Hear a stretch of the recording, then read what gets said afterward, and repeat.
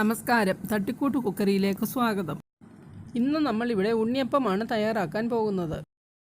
അതിന് വേണ്ട സാധനങ്ങൾ: 250 ഗ്രാം പച്ചരി 4 മണിക്കൂർ കുതിർത്തെടുത്തിട്ടുണ്ട്, ഏലക്ക 8 എണ്ണം, 1/4 കിലോ ശർക്കര, അരമുറി തേങ്ങ ചെറുതായി അരിഞ്ഞത്, 1 ടീസ്പൂൺ എള്ള്, 3 റോബസ്റ്റ, വറുക്കാൻ ആവശ്യത്തിന് എണ്ണ, അരി അരയ്ക്കാൻ ആവശ്യത്തിന് വെള്ളം, 1 ടേബിൾ സ്പൂൺ നെയ്യ്, 1/2 ടീസ്പൂൺ ഉപ്പ് എന്നിവ കൂടി എടുത്തിട്ടുണ്ട്.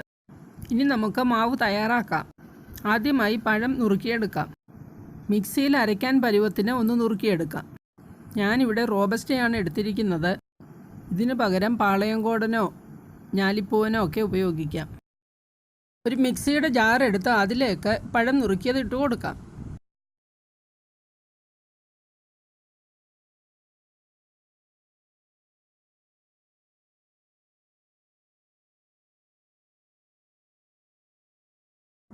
അതിലേക്ക് അരി ഇട്ട് കൊടുക്കാം.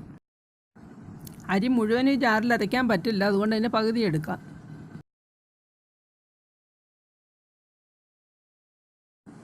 തൊലി നീക്കം ചെയ്ത ശേഷം ഏലക്ക ഇട്ട് കൊടുക്കാം.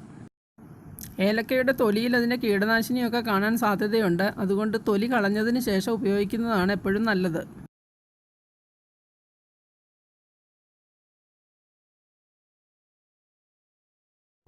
ഞാനിവിടെ അഴുക്കൊന്നുമില്ലാത്ത നല്ല വെള്ള ശർക്കരയാണ് എടുത്തിരിക്കുന്നത്. അതുകൊണ്ട് ശർക്കര ഉരുക്കുന്നില്ല, ഇത് ഡയറക്റ്റ് അരിയുടെ കൂടെ ഇട്ട് അരയ്ക്കുകയാണ് ചെയ്യുന്നത്.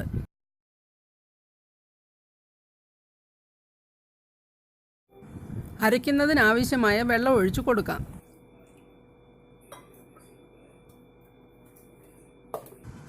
ദോശമാവിൻ്റെ അയവിൽ അരച്ചെടുക്കാം.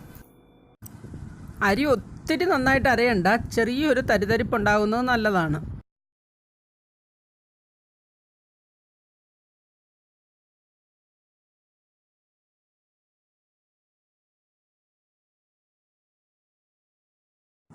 ഇനി ബാക്കിയുള്ള അരിയും ശർക്കരയും ചേർത്ത് അരച്ചെടുക്കാം. ഞാനിവിടെ 1/4 കിലോ അരിക്ക് 1/4 കിലോ ശർക്കരയാണ് എടുത്തിരിക്കുന്നത്. അതേ അളവിൽ തന്നെയാണ് പഴവും എടുത്തിരിക്കുന്നത്. ഏകദേശം 1/4 കിലോ തന്നെ പഴവും എടുത്തിട്ടുണ്ട്.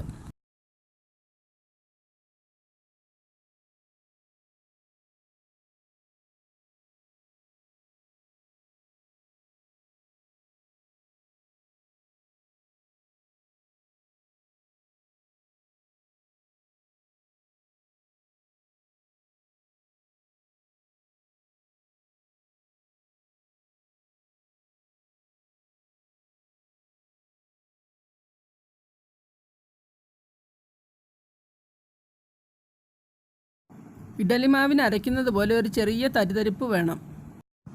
അരയ്ക്കുന്ന ഉടനെ ഉണ്ണിയപ്പം ഉണ്ടാക്കരുത്, ഉണ്ടാക്കിക്കഴിഞ്ഞാൽ അത് കല്ലിച്ചു പോകും. തയ്യാറാക്കിയ മാവ് അടച്ചു വെച്ച് ഒരു 4 മണിക്കൂർ പൊങ്ങാൻ വേണ്ടി മാറ്റിവെക്കാം. നമ്മളിവിടെ ബേക്കിംഗ് സോഡ ഒന്നും ഉപയോഗിക്കുന്നില്ല. ഏകദേശം ഒരു 4 മണിക്കൂർ ആയിട്ടുണ്ട്.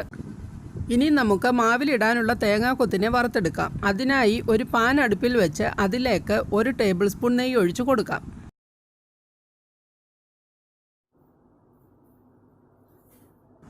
നെയ്യ് ചൂടായി കഴിയുമ്പോൾ അതിലേക്ക് അരിഞ്ഞു വെച്ചിരിക്കുന്ന തേങ്ങ കൊത്തിട്ട് കൊടുത്ത് വറുത്തെടുക്കാം.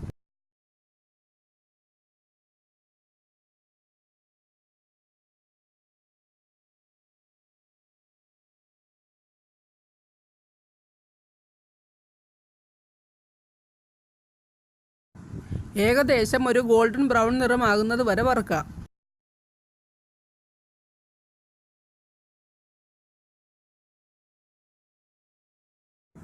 മാവ് ആവശ്യത്തിന് പൊങ്ങിയിട്ടുണ്ട്.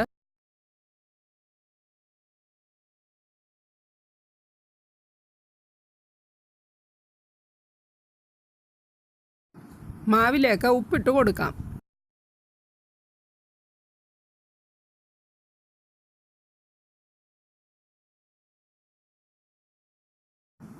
കറുത്ത എള്ളിട്ട് കൊടുക്കാം.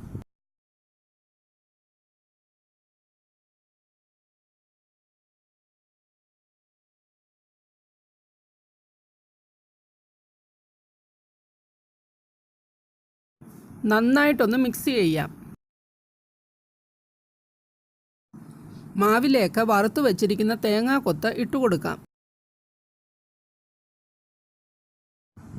വറുക്കാൻ ഉപയോഗിച്ച നെയ്യ് മാറ്റിയിട്ട് തേങ്ങാക്കൊത്ത് മാത്രം ഇട്ട് കൊടുത്താൽ മതി.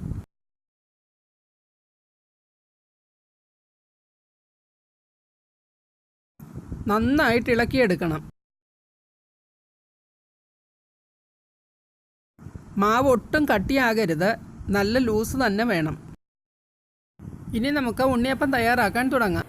അതിനായി ഒരു ഉണ്ണിയപ്പക്കാര അടുപ്പത്ത് വെച്ചിട്ട് അതിലേക്ക് എണ്ണ ഒഴിച്ചു കൊടുക്കാം. ഇത് ഇൻഡാലിയത്തിൻ്റെ അപ്പക്കാരയാണ്, 10-25 വർഷം പഴക്കമുള്ളതാണ്. എണ്ണ തിളച്ചിട്ടുണ്ടോയെന്ന് അറിയാൻ വേണ്ടി ഇത്തിരി മാവ് അതിലേക്ക് ഒഴിച്ചു കൊടുക്കാം. ഇനി ഇതിൻ്റെ കുഴികളിലെല്ലാം മാവ് ഒഴിച്ചു കൊടുക്കാം. കുഴി നിറയെ മാവ് ഒഴിക്കരുത്, അതിൻ്റെ അരഭാഗമേ മാവ് ഒഴിക്കാൻ പാടുള്ളൂ. മാവ് ഒഴിച്ചു കഴിഞ്ഞാൽ തീ വളരെ ലോ ഫ്ലെയിമിലായിരിക്കണം, എങ്കിൽ മാത്രമേ കരിയാതെ കിട്ടുകയുള്ളൂ. ശർക്കര ചേർത്തുണ്ടാക്കുന്നത് കൊണ്ട് പെട്ടെന്ന് കരിഞ്ഞു പോകാനുള്ള സാധ്യതയുണ്ട്.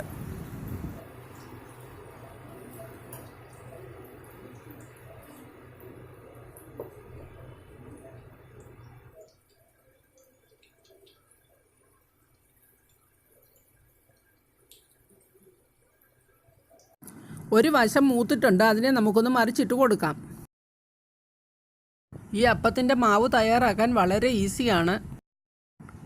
ഇതിന് നോൺ സ്റ്റിക്ക് അപ്പക്കാരയൊന്നും ആവശ്യമില്ല, ഒട്ടും തന്നെ ഒട്ടിപ്പിടിക്കുകയില്ല.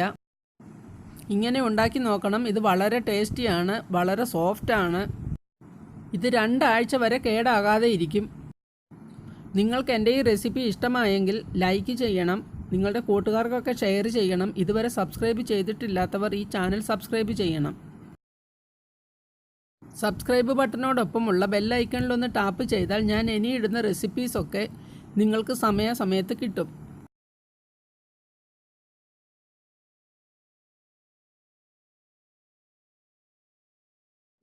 നമ്മുടെ ഉണ്ണിയപ്പം ഫ്രൈ ആയിട്ടുണ്ട്. ഈ ഒരു കളറ് വരുമ്പോൾ ഇത് എടുക്കണം. ഒത്തിരി ബ്രൗൺ ആകാൻ നിൽക്കരുത്, അത് കരിഞ്ഞു പോകും. എണ്ണയിൽ നിന്ന് എടുത്താലും കുറച്ച് സമയം കഴിയുമ്പോൾ അതിൻ്റെ കളർ ബാലൻസ് ആയിക്കൊള്ളും.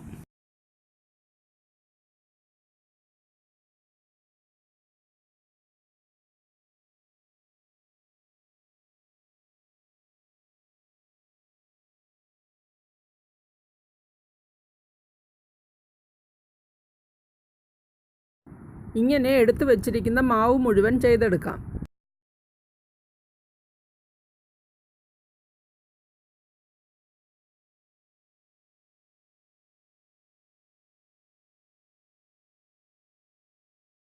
ഇങ്ങനെ ഒരു പ്രാവശ്യമെങ്കിലും നിങ്ങൾ ഉണ്ടാക്കി നോക്കണം, ഇത് വളരെ സ്വാദുള്ളതാണ്.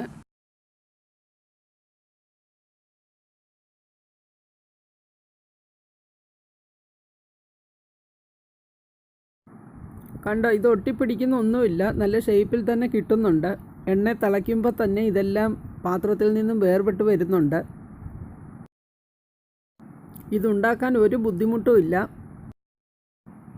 ഇനി ഉണ്ണിയപ്പം കഴിക്കണമെന്ന് തോന്നുമ്പോൾ വീട്ടിൽ തന്നെ ഇത് പെട്ടെന്ന് തയ്യാറാക്കാം. ഈ ഉണ്ണിയപ്പം കുട്ടികൾക്കും മുതിർന്നവർക്കും ഒക്കെ ഒരേപോലെ ഇഷ്ടപ്പെടുന്ന നല്ലൊരു പലഹാരമാണ്.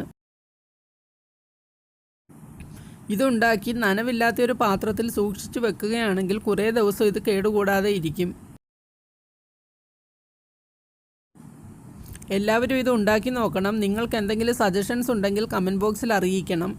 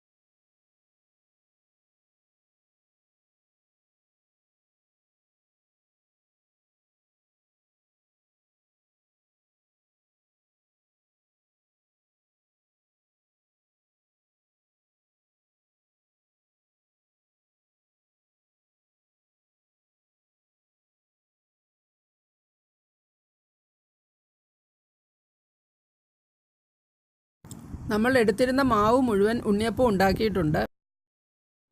ഇപ്പോൾ നമ്മൾ എടുത്തിരിക്കുന്ന ഈ മാവിൻ്റെ അളവിൽ ഏകദേശം 45 മുതൽ 50 ഉണ്ണിയപ്പം ഉണ്ടാക്കാൻ പറ്റും.